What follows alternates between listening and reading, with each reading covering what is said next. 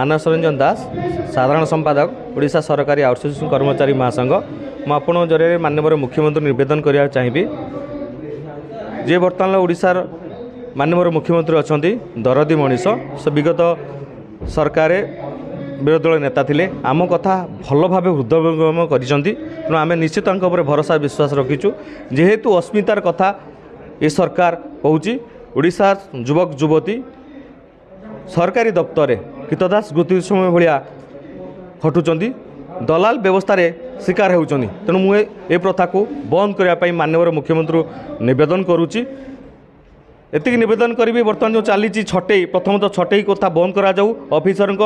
Agency मधुचंद्रिका पैसा पत्र नहीं सालिश कर छटई करा जाउची एवं आउ गोटे मुख्य प्रमुख समस्या होची जो डेली वेजेस और आउटसोर्सिंग तारतम्य ताको गोटे करा जाऊ एवं जो दिन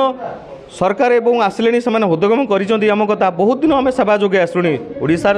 युवक युवती दीर्घ वर्ष धरी सेवा जोगुन तेणु स्थायी नियुक्ति अविलंब घोषणा करूँ राज्य सरकार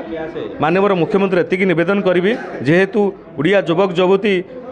ये दलाल व्यवस्था शोषित निर्यातित होती हृदबोध कर तेणु मोर विश्वास अच्छे माननीय मुख्यमंत्री उपर निश्चित आम दाबी यथार्थ दाबी निश्चित बहुत जल्दी कार्यकारी करेंगे घोषणा करेंगे। धन्यवाद।